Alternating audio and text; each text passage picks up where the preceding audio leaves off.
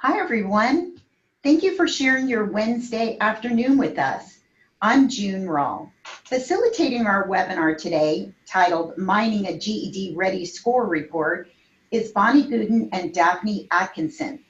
Daphne is the Senior Director, State Relationships for GED Testing Service. She manages a portfolio of 6 states, including Florida. Daphne also co-leads GED Testing Services Professional Development Initiative. We all know Bonnie Goonen, and we are so grateful that she is here with us today. Many of you have shared your concerns to us when a student doesn't pass a portion of the GED test. You wonder, as an instructor, what could you have done to help the student hone in on their strengths and target the specific skills needed to help them score better? You want to empower the student with their own learning, but you don't know exactly what to do. Well, today you will learn how to use the GED Ready Score Report's results and different features that will help you to drive instruction. We'll actually look at some student score reports, and we'll discuss resources that your students can use today and tomorrow for success on the GED test. But before we start the webinar, I want to take a moment to congratulate all of you. The data for last year's pass rate in Florida is at 80%, and the national rate is at 78%. So it really takes a moment. I really want to take a moment to congratulate all the efforts that you're doing out there in the field. As you partake in today's webinar, think about what it would take to get those completers. Remember, those who have taken all the 4 subject areas but have not reached that 145 or above score, to the passers. I'm a firm believer in the value of small increments of effort. That completion of just those few questions could move those completers to passers. I hope you will find those takeaway moments during this webinar and move that needle forward for our students. So let's talk about some housekeeping rules. Remember, all of you, your attending microphones are muted. If you have a question, and I hope you have a lot of questions during this webinar, please type it into the Q&A section of your screen. We'll monitor those questions throughout the webinar to make sure that we respond to them. If you have technical questions or concerns, you can type them in as well. Remember, as in the past and in all IPDAY webinars, the webinars are all recorded. Look for it in the archives on the IPDAY website. They'll be available within 48 hours. As you access materials from the IPDAY webinar section, be sure to visit other sections of the IPDAY website. Check out some new lesson plans from that were created from Pinellas County and Broward County. And if you need assistance in getting your hands on any resources that will help you, don't hesitate to reach out to us. We're here to serve you. At this point, I'm going to turn it over to Daphne and Bonnie, and we'll get started with the webinar. Thank you. Thank you, June. Today, Daphne and I are going to do a number of things that we hope you will find extremely helpful in the classroom. We're going to explore the GED Ready Score Report, a really important tool for each and every one of you. We're going to discuss how to use that score report to drive instruction. Assessment really should drive instruction in our classroom. And as always, we're going to share some resources and ideas as we go through. You know, having been in the classroom, there's really nothing worse than one of your test takers comes to you and says, I didn't pass the test. They work so hard, and then when they get to the test, whether they weren't prepared enough or they just got nervous. And of course, the first thing they say is, what can I do to pass it the next time?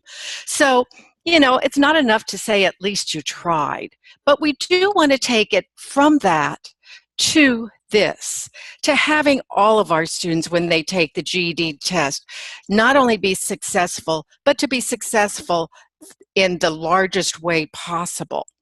So today we're going to get this wonderful resource for you, a resource that you and your students need to know about.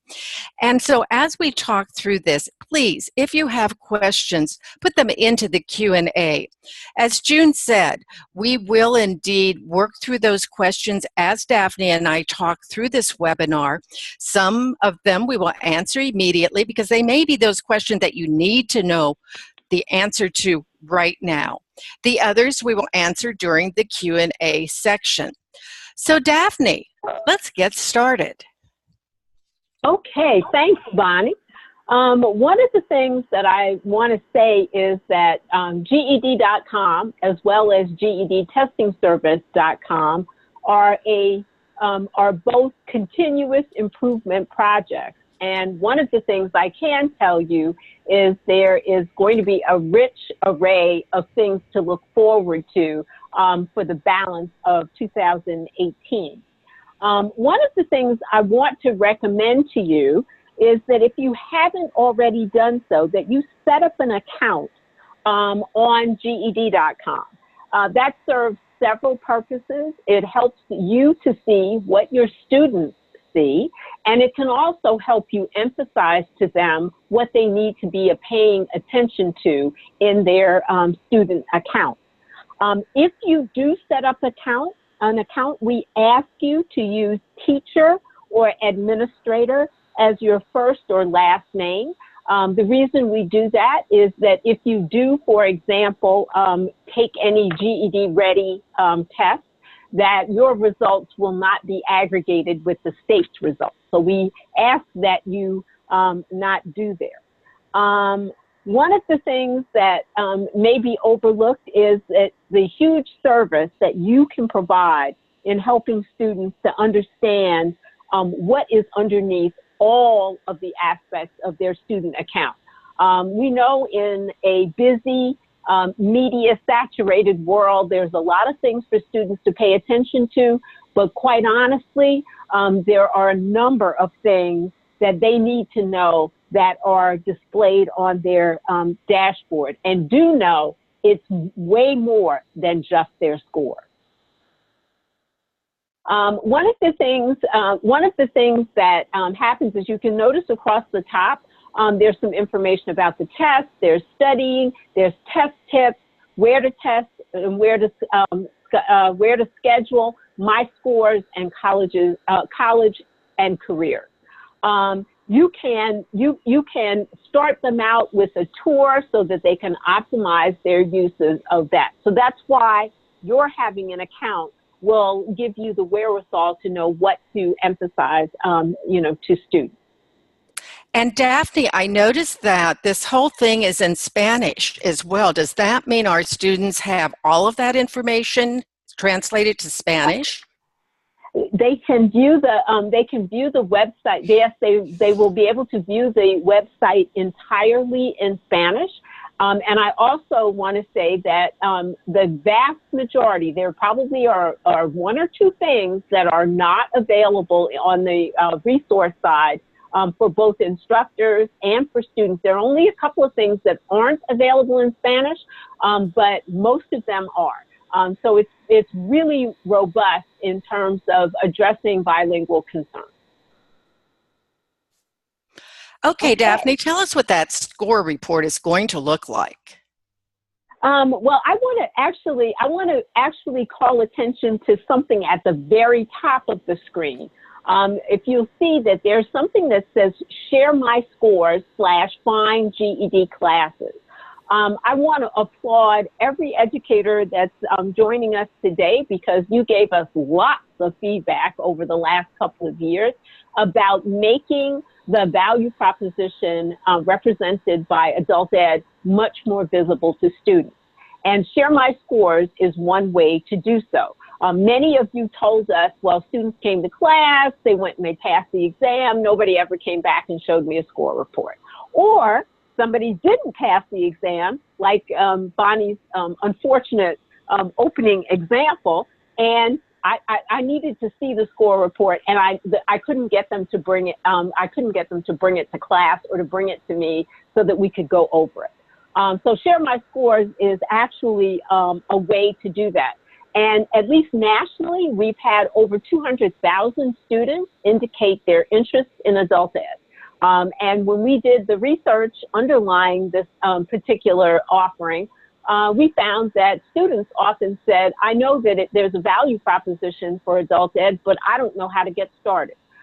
So this is one of the things that's really important to get your students in your program to agree to share their scores. It will guarantee that you will actually be able to access them. And so, Daphne, the other thing, I was going to say, before you yeah. go on, we do have a question I think Dee really begs to be answered. And that is, as an instructor, I thought I couldn't take the GED Ready because of the user agreement with GED Testing Service. Would you please address that for us? I can. You can't take the operational test. That much is, policy. But we actually do recommend that instructors take the GED Ready. It is a half-length test, which will give you a flavor for what your students will be facing at the operational testing level. So yes, you can take the GED Ready, and yes, it will give you a pretty good idea of how topics are covered on the operational test. Are there other questions about that, Bonnie? No. Okay. So let's talk a little bit about the enhanced score report. For those of you who are seasoned in adult ed, you will certainly remember the days of the 2002 series test where, when you got the number, but you didn't really know if a student failed math, you didn't really know what to focus on. So one of the things that the enhanced score report as set up currently, you can get the score report in their My GED account, usually within an hour or two of finishing the test. That, kind of meets the immediacy test that particularly our younger test takers have come to expect. Next, it identifies specific skills that the test taker missed. In the old world, we didn't provide that kind of feedback. And when a student didn't pass a content area, the process of kind of reviewing pretty much everything, became part of the landscape. That's no longer necessary. It also provides a specialized, a personalized study plan based on the materials being used.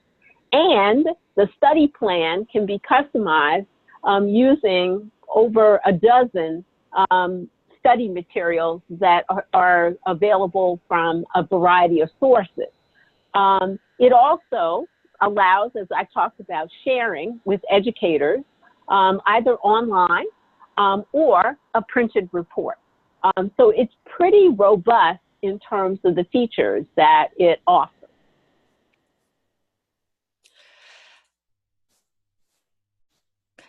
And best part is that it comes with every GED operational test and every GED Ready practice test.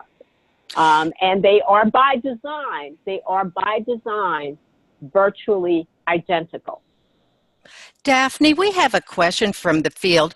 How in the world, as an instructor, do I get these when my students haven't shared them with me?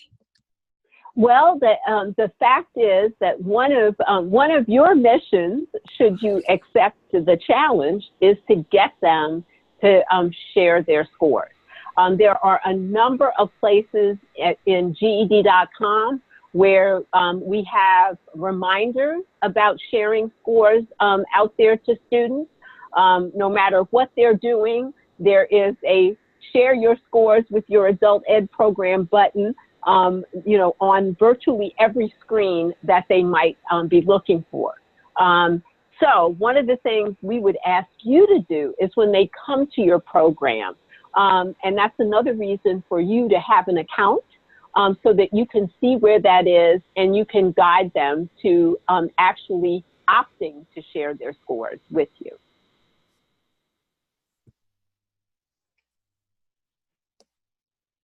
So I mentioned that the enhanced score report is the same format. There are some very minor differences. You've got the score with the operational test. With the practice test, you get a score as well, and the score falls into one of three ranges. It's either likely to pass, which is 145 and above, too close to call, which is just under 145, and down to about 134, and not likely to pass, 100 to 133. The other feature is how I can score higher. This actually displays the skills that the test taker will need to work on before retesting. I think that we're all familiar with the fact that the closer a student who doesn't pass is to 145, let's say in the 139 to 144 range, their immediate impulse is to go and test again. I would ask you, in fact, I would challenge you to slow them down, to get them to bring in the score report so that you can review it with them, so that they can do something different in terms of preparation, whether that's more in specific content areas, before they actually sign up to retest. I think all of you are probably familiar with the fact that, a student can not pass a content area test on Tuesday, and voila, they are actually rescheduled for Friday to retake that content area test. Most of the time, you do need to do some work in between, and that's where the score report can actually focus on that. In the GED Ready practice test, again, highlights the skills that need work before taking the operational test. And there's, personalized study plans that are built around what the individual did not demonstrate experience with. What my score means is a feel-good part, because it explains the skills that the student has been able to successfully demonstrate, and that happens on both tests. And in terms of review my written answers, there's two flavors for that. On the practice test, you can actually see, and I want to emphasize the practice test on GED Ready, the practice test, you can actually see the responses to the extended response, and you can actually use that response using the educator scoring tool that's on GEDtestingservice.com to give test takers feedback on that on their performance. On the GED test, you cannot see the written answers, but there is a breakout that demonstrates what scores were earned for each of the three traits, which is how the extended response is scored. And that, again, is only available for the RLA test subject. So, Bonnie, are there any questions about that? Let's go ahead and just take a look. And for those of you who were trying to write down all of those scores Daphne talked about, GED Ready versus GED test, we're going to leave this particular slide up for just a moment while we look at some Q&As. Again, we talked about if students do not basically send you their score report, what can you do? As Daphne said, we'd strongly recommend that you go through that website with students when they come in. There is an instructional sheet of how to go through all of it, and we're going to go through that in just a moment, so we'll go back and look at it. But there's one other question, Daphne, that I don't know that I've seen before, and the question is there a quarter test online under preview that's created by GED Testing Service? Well, we have a free practice test that really isn't, it's just a sampler of all of the types of questions. But I have to confess, Bonnie, I don't know about you, I don't think I'm familiar with that. And I think it's probably just the question. Sometimes we call the sampler the quarter length, even though it really isn't exactly quarter length. So if that's what is being referred to, I would say, yes, there is that free sampler. But again, it's really meant to be a preview of the various item types and some of the technology enhanced items as well. It's been pretty much stable in terms of there's been nothing added to it over at least the last 2 years. So you're right. It could be that someone is referring to that. I'd be really interested to know if they are actually referring to something else. and I believe that's what they're referring to. And for the group's information, all of those questions on the sampler were questions that were developed by GED Testing Service, and they also went through the norming process, just like all of the other questions. So anything you see that's part of the sampler, part of GED Ready, and of course the GED test itself, those were questions, again, written by the GED Testing Service team. So really, really good questions. And I think we have one more. It's located, okay, the comment is it's located under study and preview the test. And yes, that is exactly what we're referring to. Those are, yes. So great questions. Yes, thank you for the questions. I think before I turn it over to you, Bonnie, I'm going to talk a little bit about the score ranges. I'm pretty sure everybody on this webinar is pretty familiar with them. But just to recap briefly, we have 4 performance levels, 1 test, but 4 performance levels. The College Ready plus credit, those are our top tier performers. And nationally, they are mid and low single digits. So we're talking the 2 to 4% range of test takers. And that's probably because that is a really high level of ability. This is the 175 to 200, 200 range. And we also have a number of post-secondary institutions that have actually looked at or adopted the ACE, American Council on Education, credit recommendations. And as you can see on the screen, a test taker at this level could be eligible for up to 3 credits in math, 3 credits in science, 3 credits in social studies, and up to 1 credit in English. That is the easiest of the adopting principles is really the College Ready level. That's the 165 to 174. We have a number of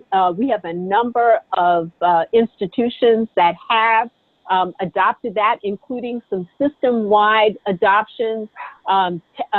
Kentucky, which is another state that I manage, has adopted, as has Georgia. So the technical college system, the public colleges in Kentucky have taken this, and the test taker is exempt from placement exams and goes right to credit bearing. The passing score, also known as the high school equivalency level, is 145 to 164. And just if you're interested, all of the average passing scores for all content areas actually nationally is above 150. I know that when the score change occurred a couple of years ago, lots of people were betting that the average scores would slide closer to 145, and that in fact has not happened. And then we have our last category, which is kind of the most difficult category. That is below passing. Those are at score levels of 100 to 144. So that summarizes, the score ranges for the operational test. On the GED Ready practice test, we have 3 categories. We have likely to pass, which collapses the 3 categories into one. So anything between 145 and 200 on the practice test is categorized as likely to pass. Too close to call is the 134 to 144 range. And for a lot of reasons, a test taker may be ready, but may need just a little bit more preparation before tackling the test. And then not likely to pass, those are the 100 to 133. It is an indication that that individual needs quite a bit more work probably before sitting down to tackle the test. And we'll talk about how this might play out in the example that we have for you a little bit later in the webinar. So, Bonnie, what's next? Okay, for all of you with us today, we've talked about the enhanced score report. What we're going to do next is we're going to look at a sample one, but then after we look at the different parts of one in screenshots, we're going to go back one more time and talk about, now how can we use this in the classroom? How can we apply it? So as we go through the screenshots, what I want to do is just give you the big picture of what it looks like. So as you watch these different screens, as you have questions about, I wonder what's part of that, please type in your questions, realizing that the next step will be to take a real student score report and talk about how do we use it in the classroom.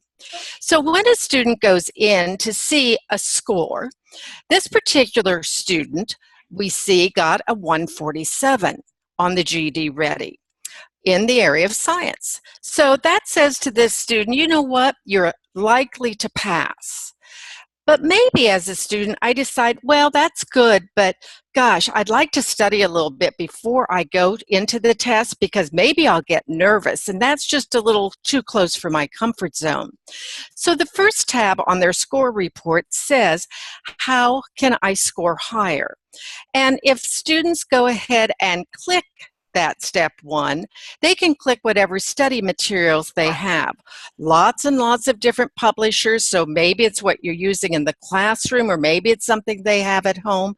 They can actually click what materials they're going to use, and then they can use those study materials selected to improve the skills that they didn't do as well on.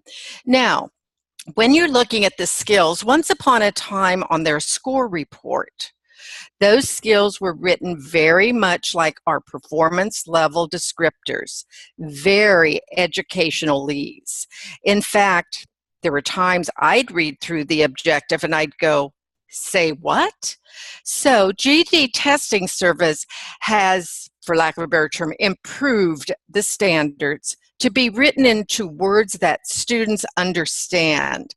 And what they did with those rewritten standards, remember, it's not that they changed them, but rather that they wrote them in more user-friendly language. After they were written, they spent a lot of time with teacher groups, but more importantly with students, to read them and to say, does that make sense? Do you know what you would have to do to get that skill up? So for those of you who have not been out to a score report in a long time, and you start looking at, you may see that there are words that differ. One example would be the original standard talked about the Pythagorean theorem, but it was almost a half a paragraph. So now it says, can they use it? And it gives them the formula. Many of our students may know a squared plus b squared equals c squared, but may not know that it's called this or this or this. So how I can score higher is what students need to do, what they need to study to get higher scores. Now, if we go to the next one that calls what my score means, this has been confusing for students because if I read it initially, I'd say, okay, it's going to tell me what I did bad in and what I need to improve. No, what my score means is exactly that. It tells students what they did well in. Congratulations, you scored in the green area. You should be ready to take the test. You did well in these areas. And then last but not least, Daphne talked about my written answers. And if you look down at the bottom on the next screen, it will talk about skills you can improve. And again, this is where on a different screen, it would actually have the actual writing process. Realizing that, again, right now there is not a short answer on the science test, but rather only a constructed response on reasoning through language arts. So as you look through this particular screen, think about if you have any questions.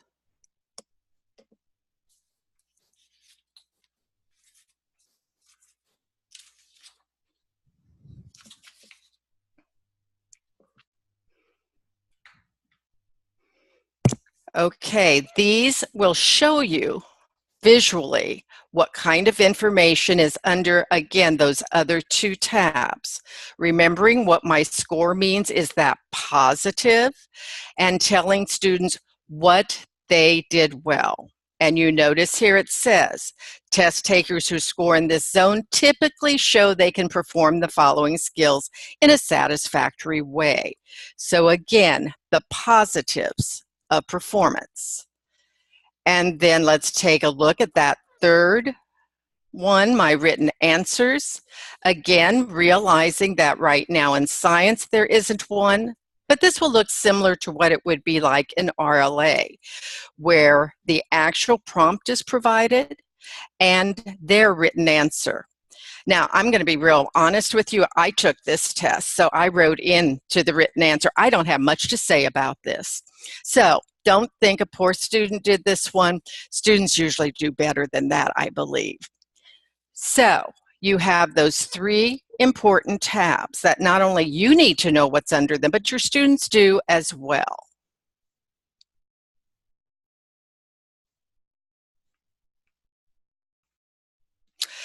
And one of the questions that we have is, does the score report show the areas of need in any particular order? If there are multiple areas of need, do they sequence them at all based on deficits reflected in the score? And the skills follow the performance level descriptors. So in math, which you'll see in just a moment, is that in quantitative reasoning, if students did satisfactory on the first performance level descriptor but not on the second, it would then put the second, and let's say they skip the next two, they would then go with the fifth. So they are in the order of performance level descriptors. And quite honestly, some of those PLDs don't necessarily go from easy to more difficult. Daphne, anything you want to say about the process of how they're written? No, I think that you summarized that really well. It processes through the listing under each of the categories. So yes, that's an accurate way to describe it. So those are the three big screens that students should see on their enhanced score report. But as Daphne said, we also know that sometimes students take those tests multiple times. So we're going to come back to it in just a bit, but I want to just show you first that there's also a test history, so that students can see when they took the test, what their scores were, whether they were likely to pass, too close to call, etc. Please note on the enhanced score report, it does pull up the highest score for each area. So consequently, on this particular one, with reasoning through language arts, it may not pull up the most recent, but would rather pull up the highest score. And that will happen throughout. And this will be very important to think about when Daphne starts talking about how do I apply it, especially for some of our students who may take this test multiple times, and we have all of this information and wonder what to do with it. So this provides you that big picture of the enhanced score report and those big areas. The fact that on it, students are going to see those 3 tabs. They're going to see a customized report that they can have. They're going to see what they did well in and what they need to improve. And of course, they're going to see written answers as it is appropriate. But you know, it's one thing just to know this is what I did, etc. But it's another thing as a teacher to be able to use these skills and to drive your instruction. So, Daphne, today I think you have a real student report that you can take us through. Yes, I do. As a matter of fact, here is what we call a de-identified student score report for mathematical reasoning. His score was 139. It's right at the upper range of too close to call. It's above not likely to pass, but it's also outside the likely to pass zone. So this is what I would call, from a student perspective, the most vulnerable of the score ranges, because these are people who kind of feel they're getting a mixed message. Let's go on and take a little dig into this score report. And it is actually a real score report, but not from Florida. So what you now can see is under the tab that Bonnie talked about what you can do to score higher, this particular test taker had an array of things in terms of mathematical reasoning that needed attention. As you can see, quantitative problem solving with rational numbers. Those are the first 2 items are the write and compute numerical expressions with squares, square roots, cubes, and cube roots, as well as the second one is to identify absolute value. These are actually topics that are generally covered on those first 5 questions, the calculator prohibited section of the mathematical reasoning test. And again, the ability to represent, display, and interpret bar graphs. We call that data literacy. This is another area for improvement for this particular test taker. And not surprisingly, he needs to work on some of the foundational skills as well in algebraic reasoning. And, one of the things that's notable about this, with a score of 139, it's likely that he has received instruction and has some knowledge of that, but that's not knowledge that he can reach for consistently in order, at this point, at least, in order to enhance his score. So he needs some work in a number of categories. Again, here's the algebraic problem solving with graphs and functions. The fact is that scoring in the green zone, means that you're likely to pass. But in order to progress in that green zone, there are some suggestions on what the test taker can do to improve performance. So it's very, and I forgot to mention, there are publisher study recommendations in that second column that are quite specific in terms of pages and chapters that a student, that certainly as an instructor, you could use that as additional material to help the student progress in terms of skill development. Daphne, these pages would be wonderful, I think, for a teacher who has a GED classroom and a number of his or her students took the GED Ready. And as that instructor goes through, she finds, oh, my goodness, it seems like all of my students missed this one area, this one big standard. I think we're going to identify this one and maybe this one, and you hit those standards for the whole classroom. It's not just about individualized instruction, but as the teacher, again, I may not want to do all of them because aren't some of these skills meant for college ready and college ready with credit? I mean, do I have to get them all done?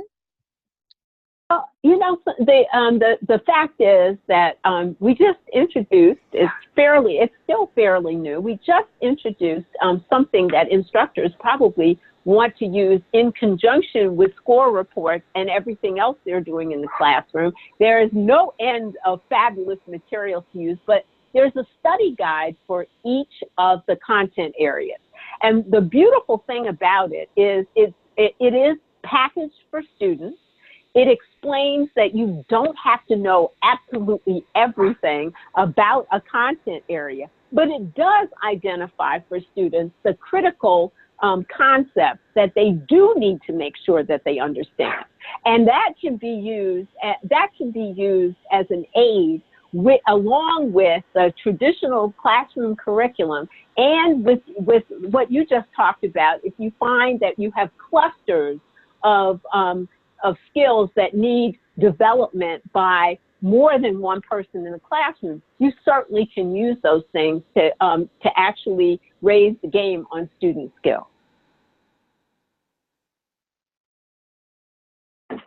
So then there is under the what my score means in this particular one, there is some really encouraging but yet honest feedback on what scoring in the yellow zone means. The reality of the yellow zone is that it's indicative of needing more work. And for many of adult ed students, that's the last thing that they want to hear. But we also want them to get that feedback so that they can be successful. And often, as Bonnie mentioned, when you look at the test history, you will see that students will have taken, GED Readies across the content areas 10 or 12 times. And one of the cautions that I have that I would love to see you give to students is that GED Ready's value is that it is a litmus test that allows the student to know when he or she may be ready to test. Students often believe that doing practice tests iteratively is a great way for them to learn content. It isn't. And so if you can work with them to use these score reports productively, it will be a bonus for you in the classroom and a bonus for the students in your classroom. So Bonnie, what would you say about this student, given all of the feedback that we do have from the math exam he took? Where would you assign him in terms of, a skill level? Well, first of all, I believe from everything I've seen that student A is very much at a basic skill level. The student has some foundational skills that are in place, but it appears from what the student needs assistance in that there's some mathematical reasoning skills that are limited. Now, I know that the student wanted his or her GED yesterday, so I'm not going to go through every single skill that this student needed assistance on. But because the student's at a basic level, I'm going to look at some of those problem-solving skills with rational numbers, because I know if I improve those skills, that some of those basic skills in algebraic problem-solving will also increase, and some of maybe, hopefully, a few of those measurement skills will increase. So if I look at those types of skills for my classroom instruction, I believe that real-world problem solving is not only going to assist in building those skills, but some of the others. And that is really, I think, where I want to start with this student, because that student was too close to call. And I don't want them to go out and take the actual test and gamble on it because, at 138, 139, But the other thing I noticed, Daphne, when I was looking at that, is that student did earn only a 130 on that first mathematical reasoning test. So that says to me that the student is starting to get a few skills. Now, we do know that each test is only a test on that day and time. And we also know students sometimes guess. But when I look at that big part of the skills, I think I can assist that student in passing the test that next time by, again, going and taking that score, putting in those study materials that I'm using, and then going from there to determine that step-by-step process of what to do. Because again, look at these skills, Daphne. Some of those things are problem solving, such as in quantitative problem solving, two-step arithmetic, real-world problems, ratios, proportions, percents. Those are the kinds of things that, as you said before, are really a part of sometimes not using or using a calculator, but I will bet you that student also doesn't have real good problem-solving skills with word problems. What do you think?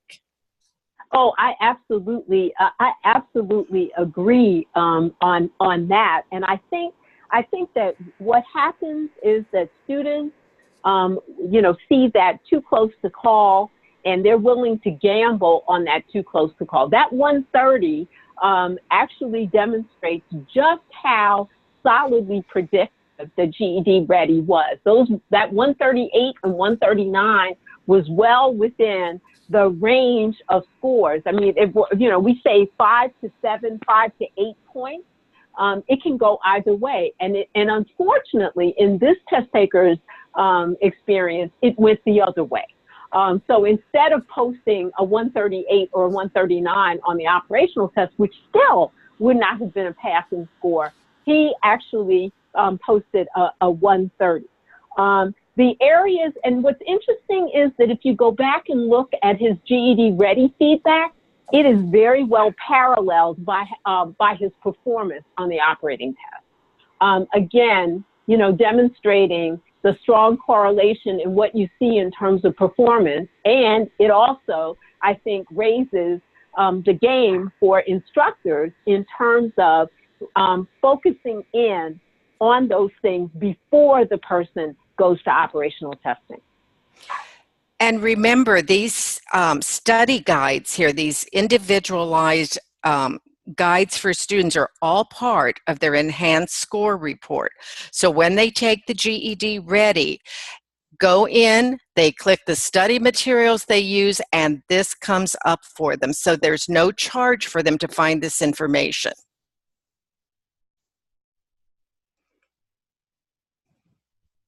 Okay, Bonnie, so if I'm at the basic level, how do I get to the next level? How do I get to that high school equivalency level? And how do I know what things I need to add on? Well, as one of our participants said, if I get this type of score level, I'm going to need remediation. But some of these things I may need more than remediation. I may need that initial teaching of some of these skills. And when you look at these types of skills, many of them are adult basic ed kinds of skills, but again, as an instructor, I can look at these and let's say I have 5 students who really are having difficulty computing area and perimeter of triangles and rectangles. That's a great lesson. And if I can teach it to 5 or 10 students rather than 1 at a time, again, it provides me as an instructor with some guidelines of what needs to be taught in the classroom. And these make sense to not only me as a teacher, but also our students. So all as part of the enhanced score report. So was there any item that stood out for you, Daphne, that we haven't talked about? No, I think that we've covered it.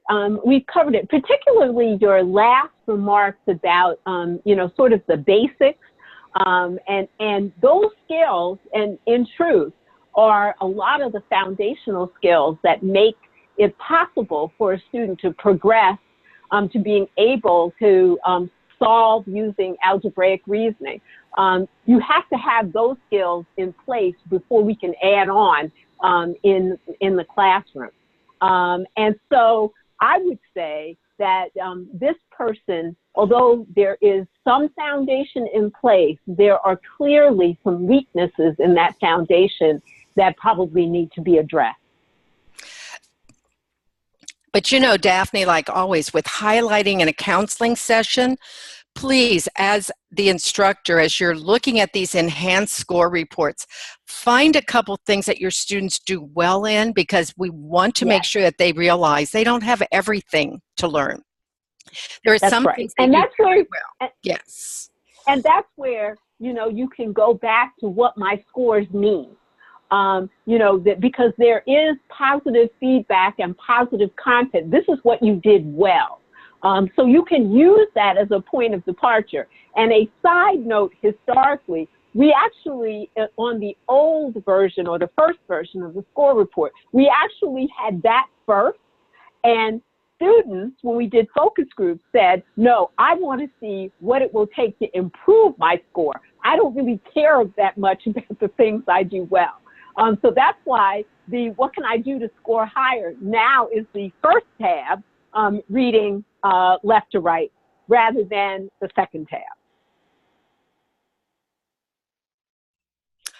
So Why don't you talk a little bit, Sonny, about how you would work with student A? well, Because I'm sure he's going to be really disappointed. For those of you who have been with us before on webinars, you know that there's something called high impact indicators and performance level descriptors.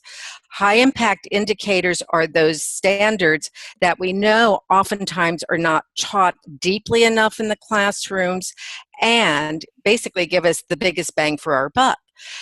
And then the performance level descriptors, again, are the standards for the test. So as the teacher, as I look at the GED Ready Score Report, I'd pull out my high impact indicators and I'd pull out my PLDs, and I'd look at some of the big ideas that my student is missing. Because there again, I can't teach everything in the classroom, and I do not want to. I want to make sure that my student has built some strong skills in specific areas. So by looking at that GED score report, the PLDs for level 1, which is not passing, under the 145, and then looking at those math high impact indicators, there's a couple of those that would really build maybe a 4-week session for my students. I can identify things beyond just the book that I can teach in the classroom.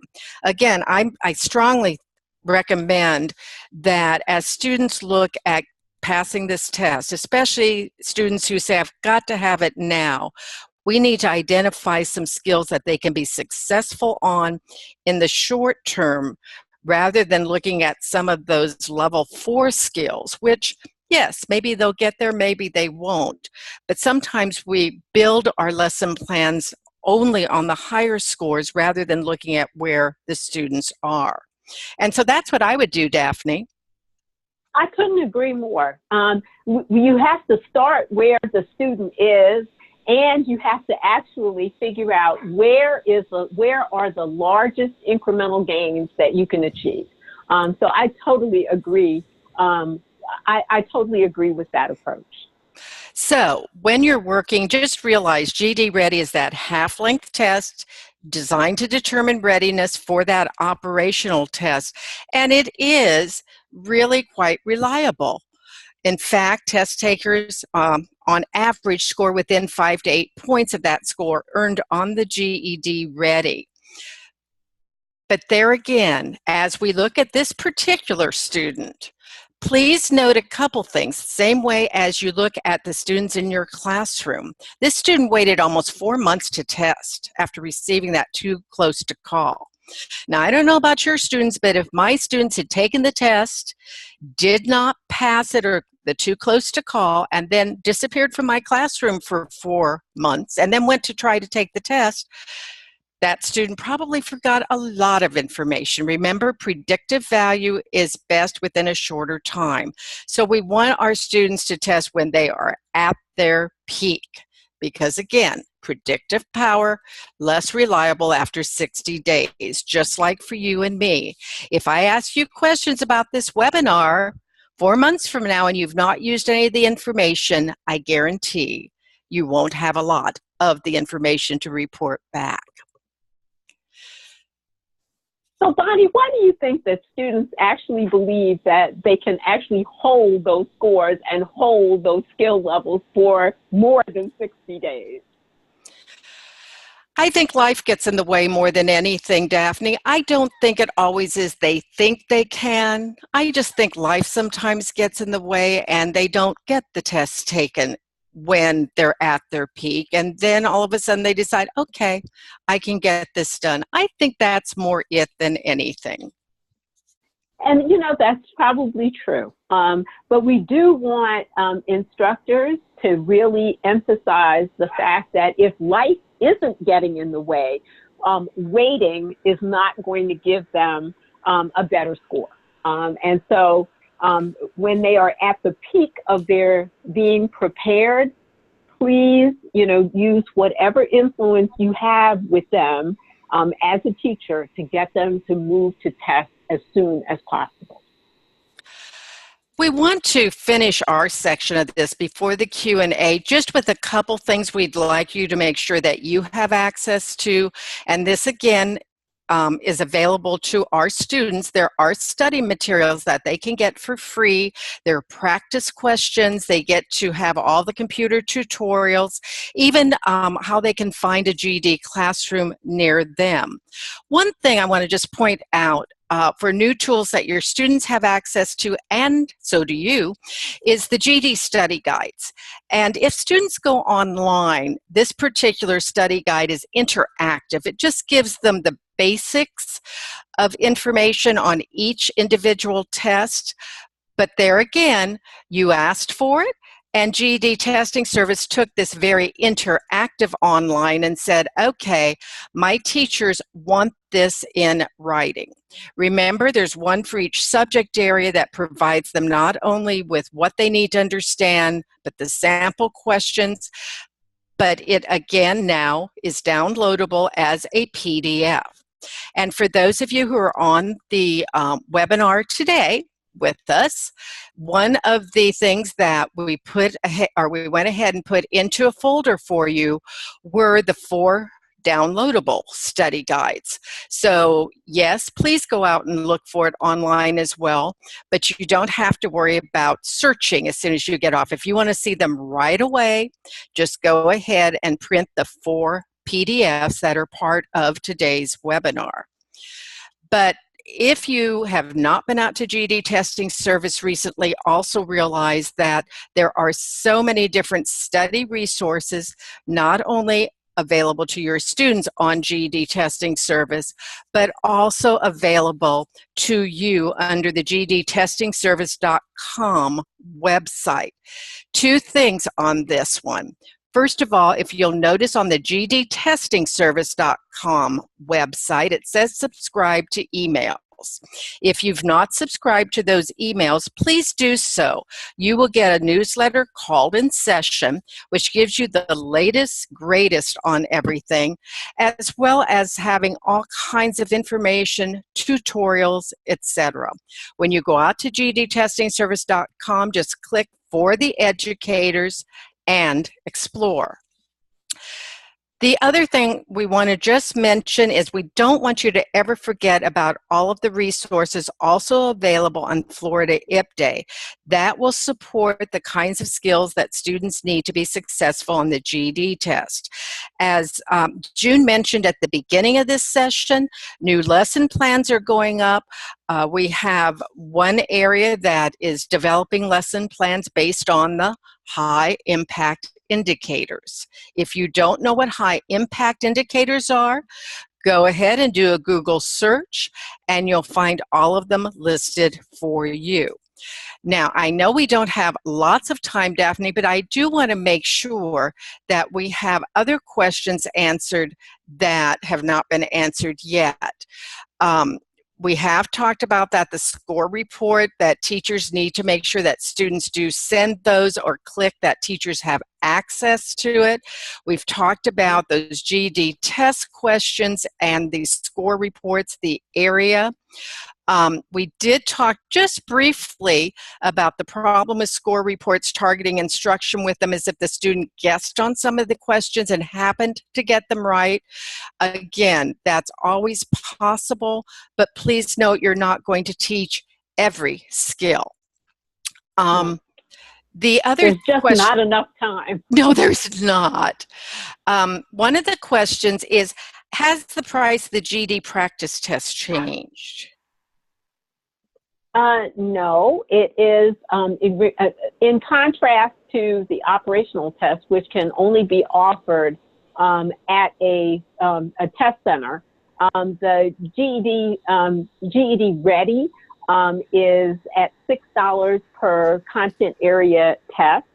That's the retail, but several times a year, including right now, we usually have a promotion that allows students to get a significant, or you, if you're going to take a GED Ready, to get a significant discount. So no, it has not changed. And on occasion, depending on what publishers that you may be working with in your school district, you may be able to get GED Ready vouchers bundled with your other materials purchased. And we do have a question how you can get the attached printable study guides. They will be on the Florida IP Day webinar page. And I believe, Joseph, you did send that out in a chat to all of the participants, the URL.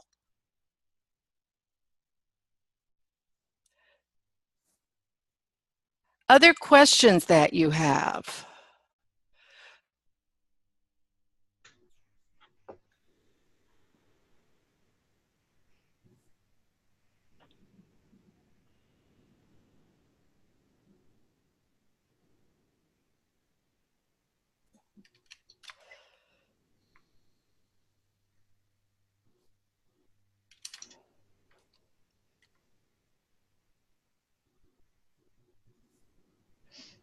It got very quiet, Daphne. I know. I'm wondering about that. Anyway, if people do have questions that they did not ask, they can certainly email us, because I think our emails are at the front end of the presentation. And I think that at this point, I think June is going to close us out. Yes, thank you. Thank you so much, Bonnie and Daphne, and thank you to all of you who were on the call with us today. You know, we value your feedback so much. So now, before we close today's webinar, we'd like 1 more minute of your time to answer 3 short questions. The questions will now appear on the screen, so please go ahead and give us your responses. And we'll end the poll in 1 minute, and then I'll come back and give some last minute regards for the rest of the day. So go ahead and take the webinar survey questions.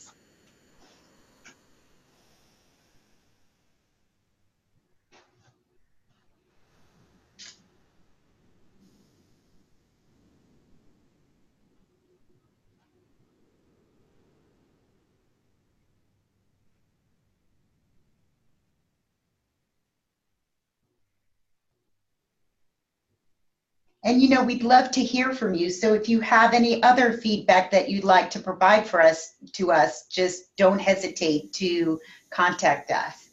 So the poll is now closed, and I want to thank you so much for your feedback. We hope you'll join us for our next webinar, which is scheduled on March 7th. We'll be talking about GED, and we'll be debriefing on the Train the Trainer workshops that we've done throughout the state. Well, until then, I want to wish all of you a great rest of your day, and thank you again for participating, and Bonnie and Daphne for being our great facilitators. Until next time, bye-bye.